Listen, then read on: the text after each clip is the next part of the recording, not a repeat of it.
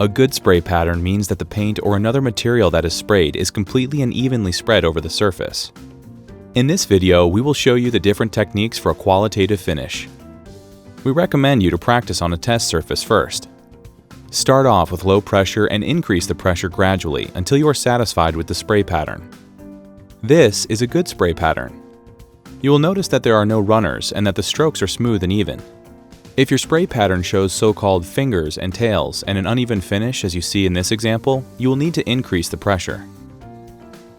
Ideally, you keep the pressure as low as possible, as long as your spray pattern is okay. By keeping the pressure low, your pump and spray tip will wear out less quickly and will prevent overspray. The ideal distance between the gun and the surface is 30 centimeters. Always keep the gun perpendicularly pointed towards the surface. While you are making vertical or horizontal movements, the distance to the surface should remain the same. If you keep the gun tilted, you will get an uneven finish. Turn your wrist at the start and the end of your movement to obtain an even layer of paint. Don't tilt the gun, but make sure it always stays perpendicular towards the surface. It is recommended to first practice without spraying paint. Try to keep the gun pointed perpendicularly towards the surface at a distance of 5 centimeters. Notice how you will move your wrist automatically at the start and end of each spray movement.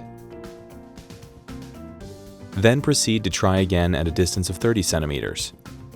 Only work on the areas in one movement that are easy to reach. First spray the outer corners and make sure you don't pass the corners.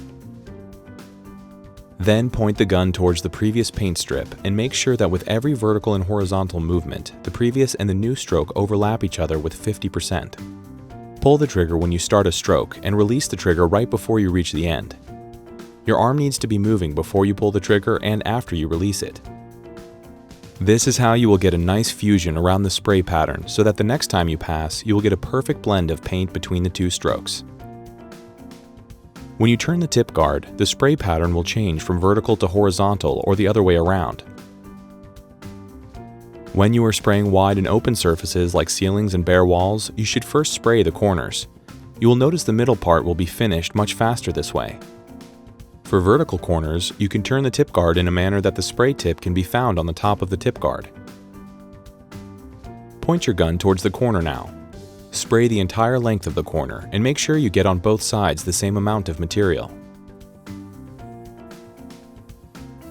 When you are painting, it is advised to always start at the top of the surface and work your way down. Start spraying roof corners and other overhanging elements.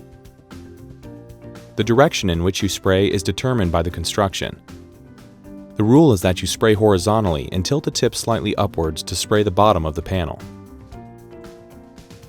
With a little practice, you will soon be spraying like a pro with this easy-to-use paint sprayer. Point the gun towards the wall without lifting the gun up, down, or sideways.